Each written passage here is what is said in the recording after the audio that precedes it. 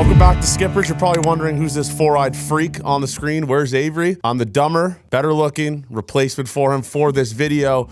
Today we're going to go into 5 bounce-back players for this MLB season. Johnny Analytics tapped in, Johnny Numbers tapped in, so stay tuned for this. First player I wanted to talk about is obviously Christian Javier. Last year, Javier had the highest ERA of his career by a substantial margin. Absolutely terrible last year. I think he had a 4.5, I want to say. But his bread and butter pitch is his slider. Last year, that pitch had a negative run value. Every other year, it had like 10, 10.5. So last year, he was really not putting away hitters with that slider. His fastball was getting hit around a pretty decent amount. But this year, he came into camp, lost 15 pounds, looks really good, has pitched twice in spring, and I believe his K rate is over 9. So I'm expecting Christian Javier to bounce back in the 2024 season, especially with Justin Verlander being hurt. He's going to have to step up, pitch well. So I'm expecting Christian Javier to bounce back in 2024, a guy that looked absolutely terrible last year, and I think last year was an outlier. I think that's not who he is. I think this year the slider is going to look better. I think the fastball will be better, and I truly do think it's a good buy low spot for the righty on the Houston Astros. The next player I have is a little bit of a tricky one because he was injured last year, tore his ACL, so he didn't play the entire 2023 season. It's Rhys Hoskins of the Milwaukee Brewers, the guy that's expected to hit in the 4-hole for this Brewers club. Before this guy got injured, he was one of the best hitters in the Phillies. I mean, the guy's had over a 120 weighted runs created plus, 25 home runs, back-to-back seasons, a guy that has been a massive part of that really, really good Phillies lineup that had that run in 2022. I love Rhys Hoskins. I personally think Rhys Hoskins is a great hitter. I wanted him on the Blue Jays. As you know, I'm a Blue Jays fan. I wanted Rhys Hoskins on the Toronto Blue Jays. Many projection sites have him hitting in the 4-hole behind Sal Frelick, but I truly do. I like him in the 3-hole. I mean, hitting behind William Contreras, Christian Yelich, both guys that get on base a decent amount. I think Rhys Hoskins' RBI number is going to be really good this year. Christian Yelich had a great bounce-back season last year. William Contreras, in my opinion, is one of the best catchers in baseball, and adding Rhys Hoskins to that lineup is going to make this Brewers lineup substantially better.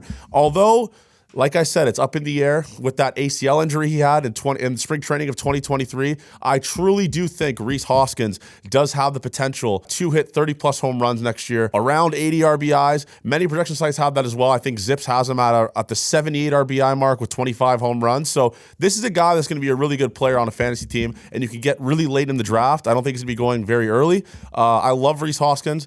And obviously very good defensively. So Rhys Hoskins is a guy I'd probably look out for, maybe drafting a little bit in the later rounds, taking a flyer on. All right, the third candidate is probably one of my favorite ones, mainly because he's out of the AL East, and I don't have to watch him pitch against Toronto Blue Jays anymore. It's Chris Sale. I think Chris Sale is going to be absolutely incredible this year. Obviously, injuries have derailed him his entire career, but I truly do think after watching his couple starts in the spring, the guy's topping out at 98. He's punched out 9 hitters in just 4 2/3 innings of work. I know that's a small sample size, but the numbers are there. The analytics are there. His arm looks incredible. He looks in probably the best shape I've seen him since 2017. And the biggest thing about the Atlanta Braves are the guys get there and they just turn into absolute dogs. And they're not asking Chris Sale to be that ace, that frontline starter. All he has to be is just be a good, serviceable 3 guy in the rotation, and he is going to have a good year. I'm not asking him to return to his 2017 self, 7-time All-Star, obviously. The resume's there, but Chris Sale, coming towards the end of his career, all he has to do is literally just be the good 3 guy on this rotation that kind of needs it. Bryce Elder's looked not that great in the spring. I don't really think Bryce Elder is that good in general, to be honest. All the advanced analytics are pivoting towards him not being good this year. So Chris Sale is going to be a massive part of this rotation. 7-time All-Star, has the resume. I'm buying stock in Chris Sale in 2024. The fourth player had a really weird season in 2023 was Carlos Correa, a guy that's had a career WAR of over 125 his entire career. Last year, he put up a 96 weighted runs created plus, and truly, I don't think that's what he is. I think that's an outlier of a year for Carlos Correa. Many projection sites agree with me. They're expecting him to have over a 3 WAR, 116 weighted runs created plus. Last year was a massive outlier. I think the injuries, I think just the signing with the Mets, that getting pulled away.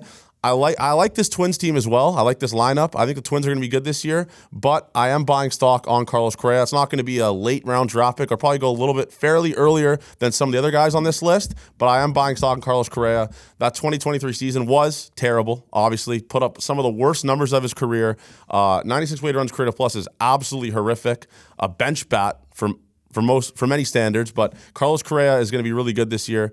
I'm projecting him to have over 120. In my Johnny Analytics projecting to have over a 120 weighted runs created plus. Book it.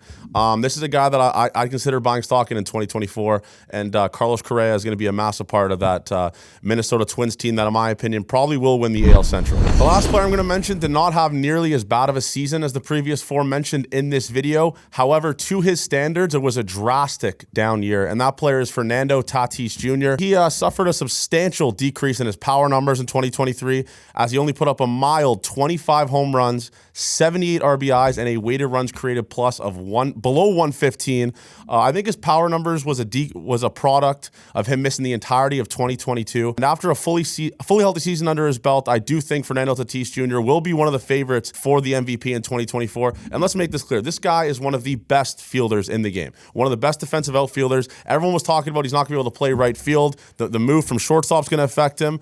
That might have also played a factor in his decreased numbers that he had last year, but Fernando Tatis Jr. is probably one of the best hitters in baseball, and he's going to return to his former 2022 self in 2024, and the Padres need him.